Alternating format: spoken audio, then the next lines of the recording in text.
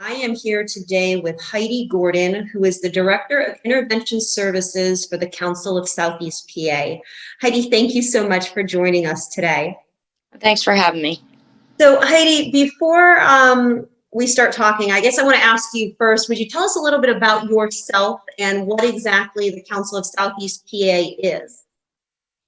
I have been in the substance use and mental health fields for 22 years now. I started out in direct service and have gotten to this point where I do some different things. And I've been fortunate enough to be with the council for a total of 9 years at this point. The Council of Southeast Pennsylvania has been in Bucks County since 1975. And the idea came from somebody in the community that their life was lost due to alcohol addiction in the Central Bucks area. And a group of people got together and said, we have to do something about this. And today, many years later, our focus is prevention, education, and recovery solutions for people who have substance use disorders. So we do many, many things and serve 4 counties. We serve Bucks, Philadelphia, Montgomery, and Chester County. So our reach has become much greater, and it gives us a great opportunity to have a larger impact. So, question for you: age group. Who is it that you're servicing? The council as a whole services anyone from elementary school through our student assistance program up to adults, including senior citizens. So the age range is pretty much anyone working with both individuals and families. Now, one of the things that I wanted to talk to you about specifically was a new building that you have on Juniper Street in Quakertown, the Rise? The Rise program. Can you kind of tell us a little bit about that and what individuals you're servicing there? Sure. The Rise program is funded by a federal grant through the Center for Substance Abuse Treatment. And we were fortunate enough to be awarded that grant, ready to go the second week of March, and then COVID hit. The population we're serving is very unique. We're working with adolescents and young adults ages 12 to 25. Okay. Filling a gap in services that's been around for quite a long time. The program comes out of our Doylestown office and this new location in Quakertown. We focused on Quakertown and the Upper Bucks area first because of the absence of services, and because you mentioned Juniper Street, we're strategically located so that we're very close to the schools. Because this area is so rural, it gives young people an opportunity to be able to walk here if they're in services, walk here if they have questions, and for us to be a haven right within town.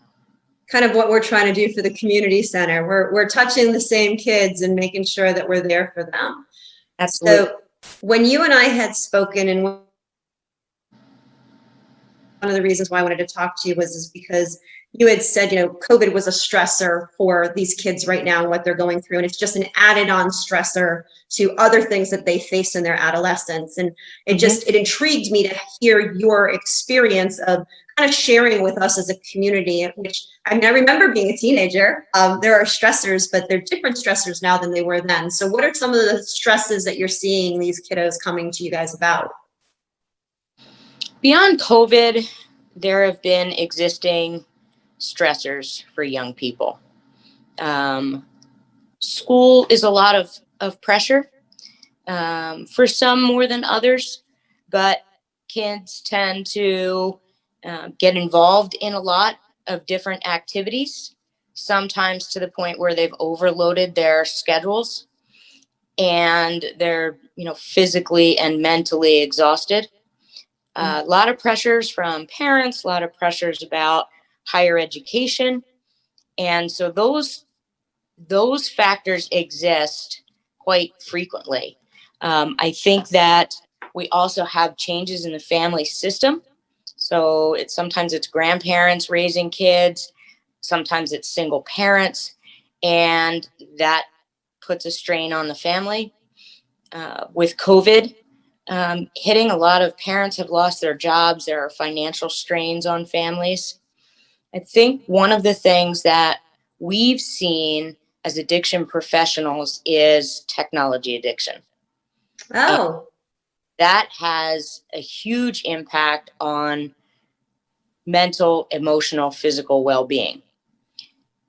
The addiction to social media and all of those things is one thing, but the impact on self-esteem, the um, broader platform for cyberbullying, peer pressures. And we always said peer pressure was to just do something, that you weren't supposed to do. Well, peer pressure looks very different on social media. And it could be just having this, I'm not meeting the expectations. I'm not with this peer group and they're hanging out without me, or I don't have that nice house, or I don't have those clothes, or I haven't been on this fancy vacation. And in a young mind, that's filling a database of thoughts and self-perception. So it opens it up to a greater amount of anxiety, depression, suicidality. We've seen that happen. And the difference is with social media, when we didn't have social media, you could almost see these things happening. With social media, they're happening in such a way that nobody may know. right. So I think that COVID has contributed to that, to a point where it's even more acute. But all of these things lead to mental health problems, substance use issues, behavioral issues, and we can even look at physical health because they're on their phones or on their laptops, and it's constant. It's Facebook, it's Snapchat, it's Instagram, and all of those things. So, question for you in regards to let's say one of the kiddos that I'm hanging out with at the community center, the drop, says to me, they're feeling a lot of stress and they're overwhelmed and they don't know where to go, or they've got bullying that's happening.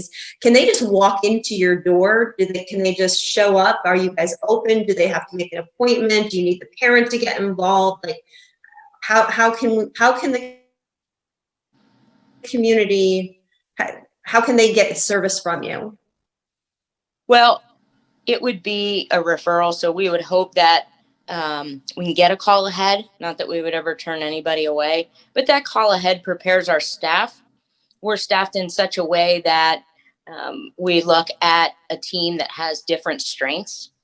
And so we would want somebody to be talking to that individual and get a better idea. We do a lot of screening. So if a young person would come to us, whether they were referred or brought by a parent or come on their own, we would do a brief screening.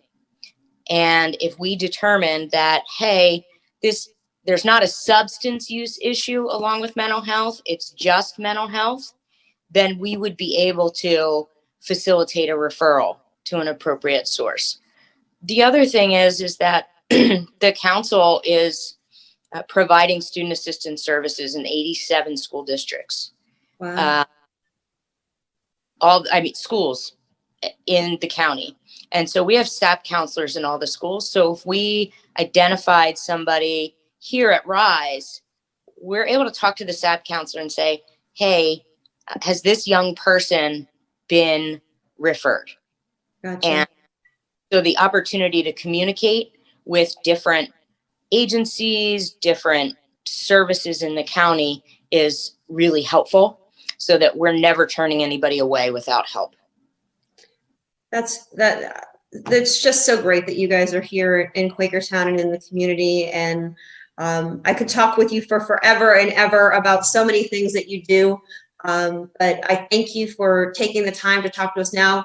If someone wanted to know more about your establishment and so forth, they could just give you a call, and I'll make sure that we've got the council's phone number on this video when they do it. And then hopefully if someone needs your services, they know right where to reach out to. Absolutely. And feel free to visit our website. It's www.counselsepa.org. Thank you, Heidi. I really appreciate you taking the time to talk to us and educate us today. Thanks. I appreciate the opportunity.